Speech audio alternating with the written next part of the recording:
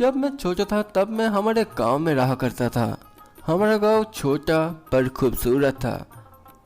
तब के समय का गांव आज के समय के गांव से बेहद ही अलग हुआ करता था। गांव के पास एक जंगल भी था और उधर कुछ जंगली जानवर भी रहा करते थे। साथ ही में उस समय के गांव में डाकुओं और भूतों का खतरा भी रहा करता था। हमारा बचपन बहुत ही अच्छा था।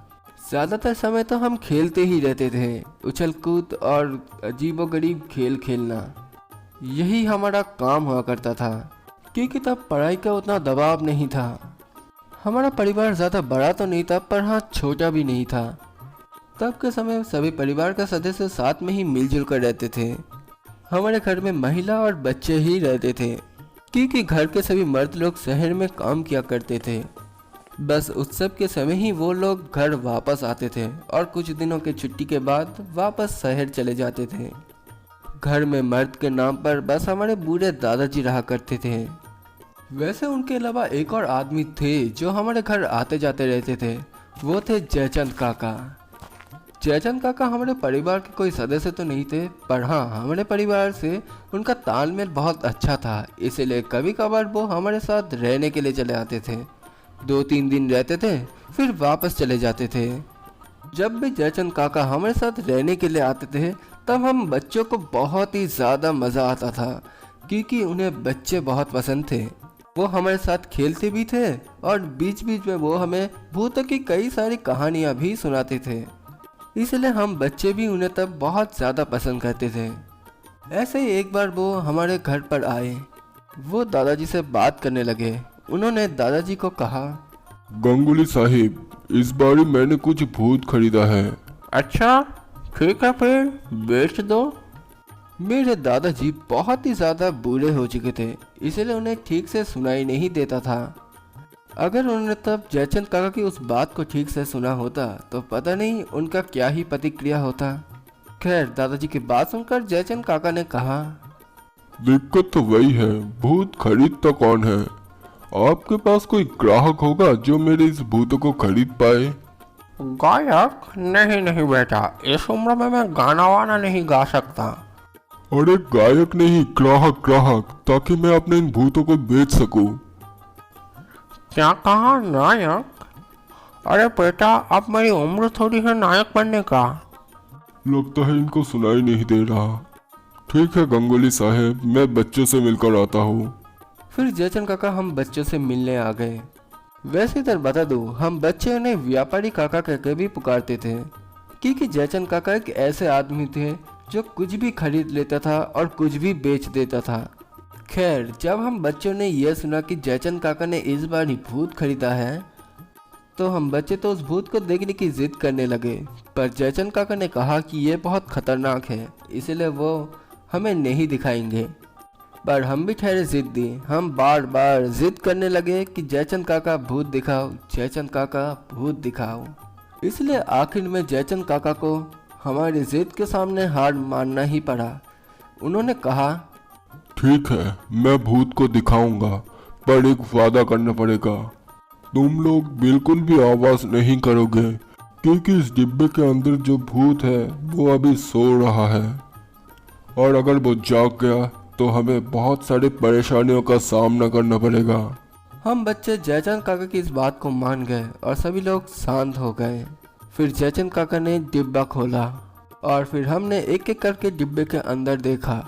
डिब्बे के अंदर पूरा काला अंधेरा था, पर उस काले अंधेरे में भी कुछ पेड़ के पत्तों के आकार की चीजें उस काले डिब्बे के अंदर था, ये हमें समझ आ रहा था। हमें दिखाने के बाद तुरंत ही जयचंद काका ने डिब्बा बंद कर दिया। फिर मैंने जयचंद काका को कहा, जयचंद काका डिब्बे के अंदर तो बस पेड़ के पत्ते हैं और कुछ भी नहीं। नहीं नहीं बेटा, वो तो भूत ही है, बस सो रहे हैं। मैं समझ गया काका, आपका भला मानुस पाकर किसी ने आपको बेवकूफ बना दिया है। अरे नहीं नहीं बेटा, ऐसी कुछ भी बात नहीं है। तो आपको ये मिला कहाँ से काका? ठीक है, मैं तुम्हें पूरी कहानी बताता हूँ। पास ही के गांव में एक परिवार रहता है, चौधरी परिवार। उसी परिवार का एक सदस्य था, उसका नाम था कनक चौधरी। शायद वो एक तांत्रिक था। अपनी सारी जिंदगी उसने भूत प्रेत के पीछे ही गुजार दिया, पर उसका जब आखिरी वक्त आया तब उसके पास कोई भी नहीं था। तब मैंने उनके पास जाकर उनकी कुछ सेवा किया, जिसकी वजह से वो बहुत ही ज्यादा खुश हुए। मरने से पहले उन्होंने मुझसे ये डिब्बा देकर बोला, तुम मेरे आखिरी समय में मेरे साथ रहा, इस बात का धन्यवाद कैसे करूं। देख बेटा, तू ये डिब्बा रख ले। इस डिब्बे के अंदर ताकतवर भूतों को मैंने कैद करके रखा है। अगर इसे बेचने जाऊंगा ना तो इसकी भारी कीमत मुझे मिलेगा, पर तुझसे मैं पैसे कैसे ले सकता हूँ। तू एक काम कर, ये डिब्बा ले और मुझे कुछ मिठाई खिला देना। तेरे हाथों से ही मैं अपनी ज़िंदगी की आखिरी मिठाई खाना चाहता हूँ। पर वो आदमी झूठ भी तो बोल सकते हैं ना काका।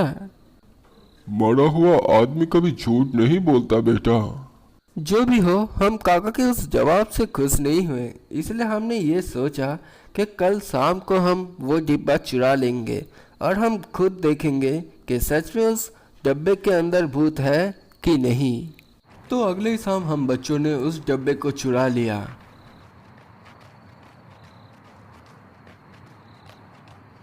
फिर हमने भी वो डब्बा खोल दिया, पर कुछ समय बीत जाने के बाद भी उस डब्बे से कुछ भी बाहर नहीं आया। मेरे ताऊ के लड़के विशाल ने ये देखकर कहा कि हमें आग जलाना चाहिए और उसके बाद उस डब्बे को आग के पास ही रख देना चाहिए, ताकि डब्बा धीरे धीरे गर्म हो जाए। और अगर कोई सच में डब्बे के अंदर भूत रहेगा तो जलन के मारे वो तो बाहर आएगा ही। अब हमें ये सुझाव इतना ज़्यादा पसंद आया कि हमने बिल्कुल वैसा ही किया। आग जलाकर उस डब्बे को आग के पास ही रख दिया। और फिर थोड़ी देर बाद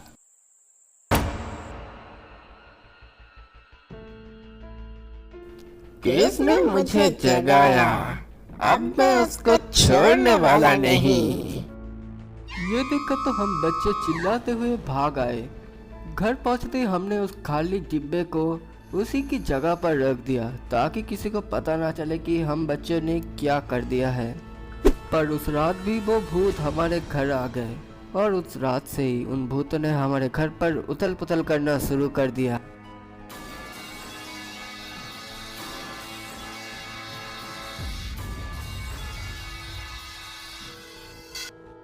हम इससे नरेंद्र से भूख लगा है। इससे नरेंद्र से भूख लगा है। जयचंद काका ने भी ये सब देख लिया और इन भूतों को देखते ही वो समझ गए कि ये वही डब्बों का भूत है। उन्होंने ये सब देखकर कहा, अरे ये भूत बाहर कैसे आ गए और ये लोग घर पर क्या ही उपद्रव कर रहे हैं। नहीं नहीं, मुझे इन्हें किसी भी कीमत पर पकड़ना ही होगा। अगर मैं इन्हें बाजार में बेच पाया तो इसकी बहुत अच्छी कीमत मिलेगा। फिर क्या हुआ? फिर क्या होना था। जयचंद काका ने एक बड़ा जाली लिया और भूत पकड़ने के लिए निकल गए। कभी वो दाईं ओर जाते थे तो कभी बाईं ओर, तो कभी धड़ाम करके गिर जाते थे, पर वो उनमें से एक भी भूत को पकड़ नहीं पाए। और फिर हमारे घर पर हम नादान बच्चों की वजह से भूतों का राज चलने लगा।